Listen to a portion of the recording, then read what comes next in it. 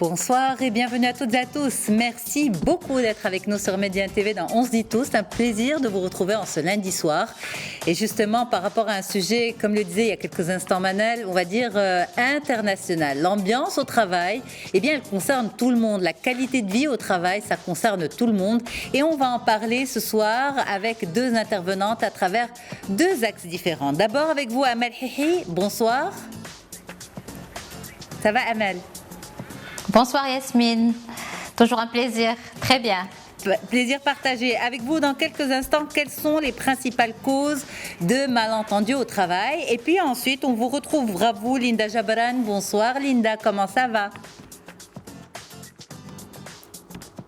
Bonsoir Yasmine, ça va? J'espère que vous allez bien. Un grand bonsoir à nos chers téléspectateurs et j'espère que vous êtes tous en bonne santé pour le moment. Merci infiniment Linda et le souhait est partagé pour vous également. Alors vous êtes conseillère en stratégie d'entreprise et avec vous dans quelques instants, comment créer justement une qualité de vie au travail? On va en parler après avoir passé en revue avec vous, Amel. Qu'est-ce qui vient ternir cette qualité de vie? Allez, on vous retrouve tout de suite. Amel Hihi, vous êtes executive coach et avec vous justement les malentendus au travail. En d'autres termes, c'est ce qu'on appelle les conflits interpersonnels au travail, c'est ça?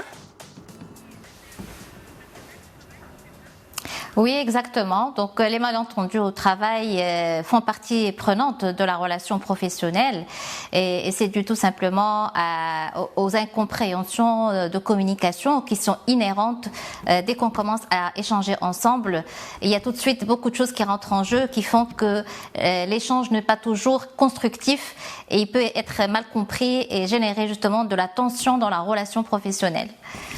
Alors justement, est-ce qu'à chaque fois qu'il y a un problème, on va dire, entre deux collègues, est-ce que c'est une problématique d'interprétation personnelle, d'accord, ou bien à chaque fois qu'il y a conflit interpersonnel, il y a une part de responsabilité de chacune des parties, pardon. Moi, je dirais qu'il y a les deux, parce que d'abord, je pense que le point de départ, ça peut être une problématique d'interprétation, pour la simple raison que quelle que soit la culture de l'entreprise ou quelle que soit la culture du pays où on travaille, il y a toujours une sous-culture. Les personnes, elles ont besoin d'avoir un référentiel pour pouvoir décoder la réalité et pour pouvoir s'accrocher à certains référentiels, certains, je dirais, codes pour pouvoir comprendre la réalité. Donc, d'abord, il y a une problématique d'interprétation à plusieurs niveaux. Parce que quand on est dans un contexte professionnel, il y a d'abord la relation à l'entreprise, il y a la relation qu'on peut avoir entre collègues, et puis il y a aussi la relation à toute la culture d'entreprise. Donc tout ça peut être compris d'une manière très différente d'une personne à une autre. Ça, c'est le premier niveau. Et le deuxième niveau, c'est justement aussi comment chacun va interpréter les réalités, comment chacun va comprendre le message de l'autre. Et ça, c'est dû tout simplement au fait qu'on a des filtres de communication et que le message n'est pas toujours très bien compris de la part des uns et des autres. De la même manière qu'on n'a pas la même notion par rapport à la relation hiérarchique, on n'a pas le même référentiel en termes d'exigence, en termes de rigueur, en termes de procédure et en termes de communication dans la relation aussi professionnelle, on n'a pas le même besoin. Il y a des personnes qui sont très orientées tâches et très orientées résultats. Il y a des personnes qui sont plutôt très orientées personnes. Donc, et forcément, ces deux personnes-là, s'ils arrivent à échanger ensemble, et ils vont être sur deux niveaux de communication très différents, ça peut créer de la frustration et par conséquence, ça peut venir ternir la relation professionnelle. C'est compliqué tout ça, hein, finalement, ces relations interpersonnelles. Et la liste est longue des causes. On va y aller, mais on consacrera également un épisode à comment résoudre tout cela, parce que c'est important, on ne peut pas tout faire aujourd'hui.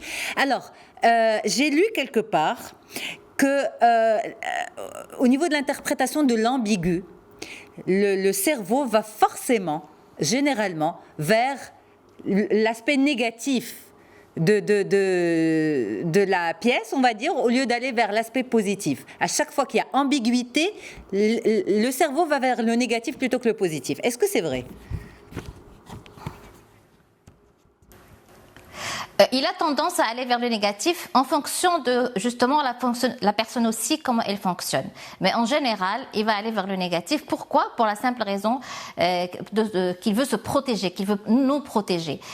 Donc il va plutôt avoir tendance à aller vers le négatif, sachant que si la personne quand même travaille sur elle-même, c'est pour ça qu'on dit énormément, qu'on n'essaie pas de dire qu'il faut essayer d'être positif. Pourquoi essayer d'être positif? C'est justement travailler sur nos pensées, sur nos interprétations. Si on veut changer la relation avec l'autre, on ne peut pas changer l'autre. On n'a pas la main pour changer les autres. Par contre, si on change la lecture de ce que nous dit l'autre, la lecture des différents échanges, et bien forcément, ça va impacter nos émotions et par conséquent, ça va impacter le comportement qu'on va avoir vis-à-vis de cette personne. Donc c'est vrai que d'ordinaire les humains vont aller plutôt vers le négatif, le cerveau va vers le négatif pour tout simplement se protéger, mais si on s'entraîne à aller plutôt vers le positif, c'est de l'entraînement, tout simplement.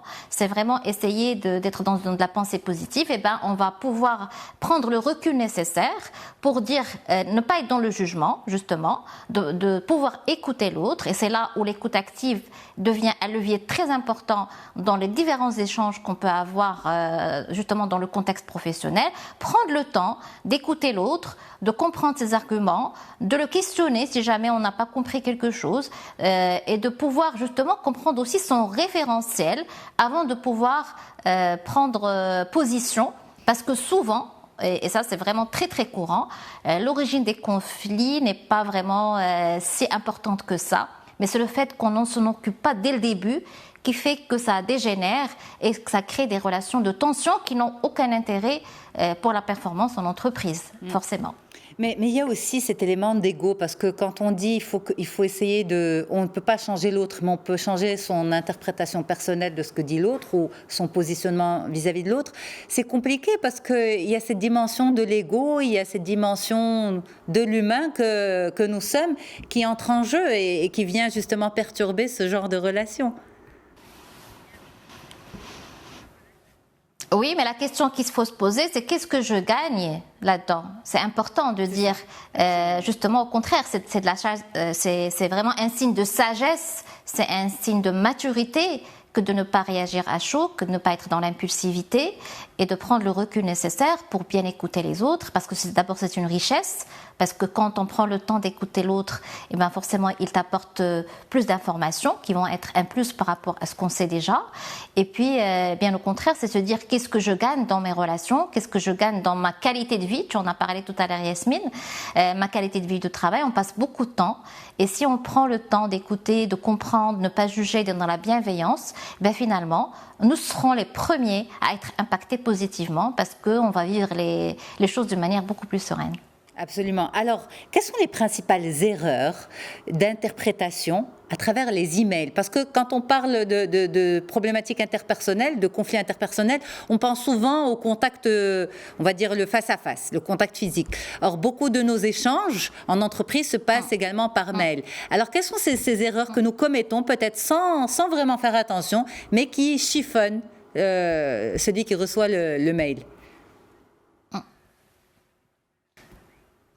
Oui, en fait, les gens, quand ils écrivent un mail, ce qui est vraiment la plus grande erreur, c'est que c'est des emails qui sont impersonnels.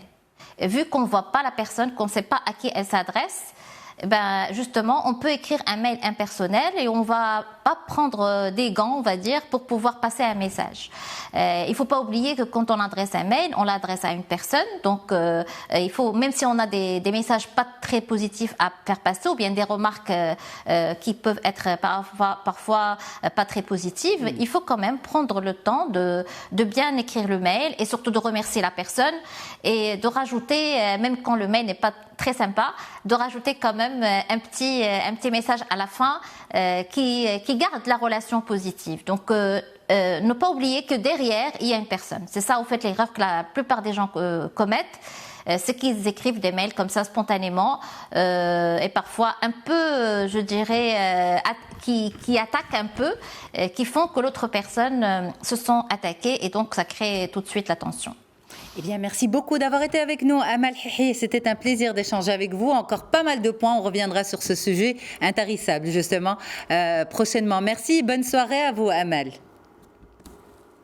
Avec plaisir. Merci Bonne beaucoup. Bonne soirée.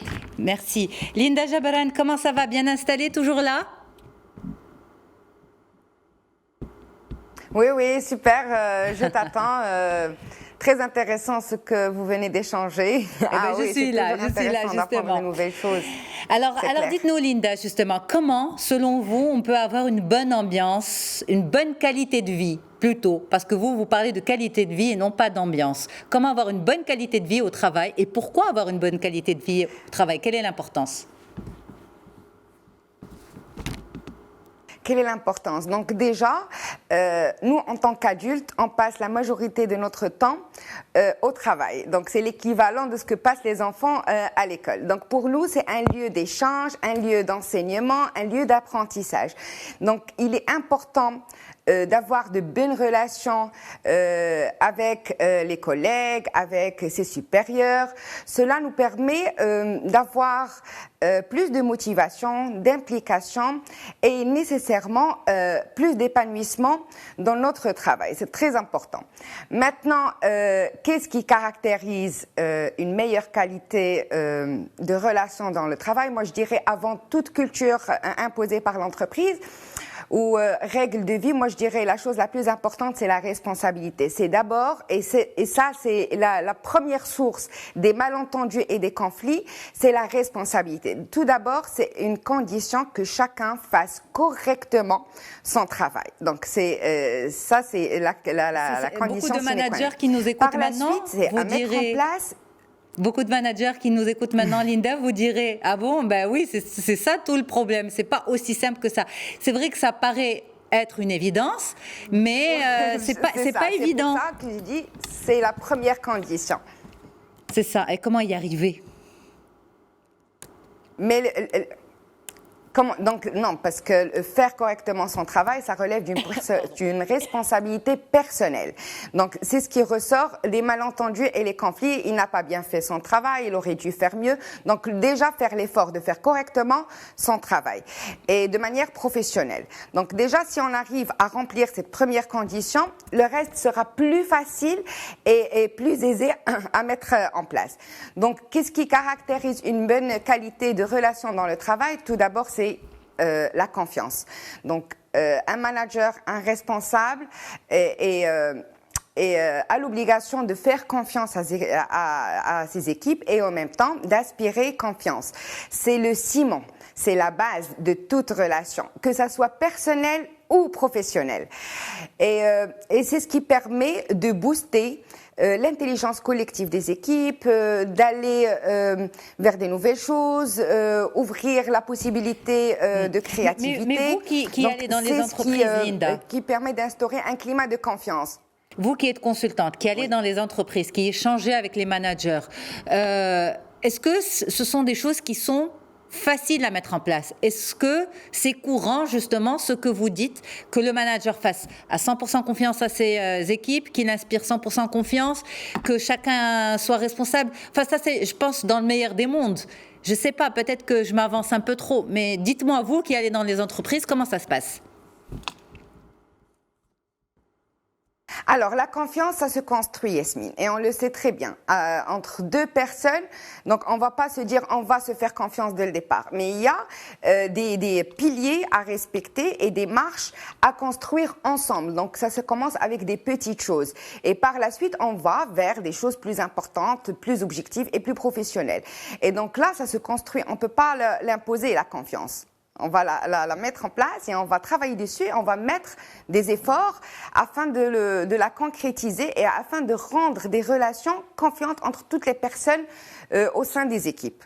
Justement, quand on a réussi à mettre ça en place, est-ce qu'on arrive à se débarrasser de cette question de l'ego? On en parlait il y a quelques instants avec Amel. C'est clair, la question de l'ego, donc il n'y a pas uniquement la confiance. Donc si moi je me mets en confiance et si je me sens en confiance au sein de ce milieu professionnel, c'est sûr que ça va diminuer mon ego. Et pas seulement la confiance, il y a beaucoup de choses qui viennent nourrir cette relation, notamment le respect de l'autre, le respect de l'environnement de travail, le respect des relations, des normes, des procédures, de la culture de l'entreprise. Il y a aussi, puisqu'on parle d'une relation entre deux, il y a aussi la question de la réciprocité. Donc, est-ce que je suis toujours dans l'attente que l'autre fasse l'effort ou bien je prends l'initiative et je suis avenant en ce qui concerne le respect et la confiance. C'est-à-dire, est-ce que moi, je fais un effort par rapport à cette relation? Parce qu'une relation à un seul sens finit toujours par une relation qui est toxique. C'est ça. Donc, en fait... Et puis, il y a aussi le non-jugement, le respect de l'autre. Absolument. Mais tout ça, on le voit dans les entreprises. Le respect de l'autre qui va... Pardon Linda, si vous permettez. On le voit dans les entreprises, parfois les personnes oublient le cadre professionnel, oublient le contexte professionnel et le personnel prend le dessus. Donc cette confiance dont vous parlez, ces relations, on va dire... Oui, c'est ça. C'est ça, c'est que on n'est pas obligé d'être amis avec tout le monde. C'est-à-dire, on n'est pas obligé de partager tout pour qu'on soit, pour qu'on ait la confiance de l'autre, pour qu'on ait le respect de l'autre. Il faut savoir quand même poser des limites entre vie personnelle et vie professionnelle. Donc, le fait d'avoir cette ouverture d'esprit va nous permettre de faire la part des choses. Et ça, c'est très important. Et à la base de toute relation, moi, je dirais que la personne en elle-même doit faire l'effort de se connaître avant de connaître l'autre, avant d'aller vers l'autre. Donc, cet effort d'apprendre à se connaître, de comprendre ce mode de fonctionnement, comme a dit tout à l'heure Amel, c'est que chacun, et je le dis toujours, chacun a son mode de fonctionnement. Chacun a ses sources de motivation. Il y en a ceux qui sont motivés par les chiffres, par les résultats. Il y en a ceux qui sont motivés par le travail en équipe. Il y en a ceux qui sont motivés par le projet. Donc, chacun a un mode de fonctionnement différent. Donc, l'objectif, c'est de comment travailler dans ces diversités et en faire une complémentarité et une vraie cohésion dans les équipes. C'est ça, absolument. Eh bien, Linda Jabran, merci infiniment d'être avec nous. Peut-être pour finir en 30 secondes, si on peut donner un conseil. La pause café, c'est pas ça la qualité de vie au travail. La pause café aussi. La pause café, elle fait partie de tout ça, parce qu'il est important de sortir plus facilement du cadre professionnel et de nouer des relations personnelles en dehors du cadre de travail. Et là, ça permet vraiment d'avoir une intelligence collective qui va permettre de trouver des solutions plus rapidement, de gérer les situations de crise, de s'adapter plus facilement aux changements. Et aussi de gérer sa carrière. Et ça, c'est un point très important. Tant qu'on se sent bien dans une entreprise et avoir une bonne relation avec notre entourage, on peut avancer de manière plus correcte et gérer mieux notre carrière. Eh bien, merci beaucoup, Linda. Merci, Linda Jabran, d'avoir été avec nous en direct. Vous êtes conseillère en stratégie. Merci d'avoir développé pour nous ce sujet, comment créer une qualité de vie au travail. Merci, c'était un plaisir. Avant, j'étais avec Amal Hihi, qui est executive coach, et on a parlé de ses principales causes de malentendus au travail. Ce rendez-vous vous sera, je vais y arriver, rediffusé ce soir à 22h30. Et puis, dans quelques instants, 19h, n'oubliez pas le rendez-vous d'information. Au revoir et à demain.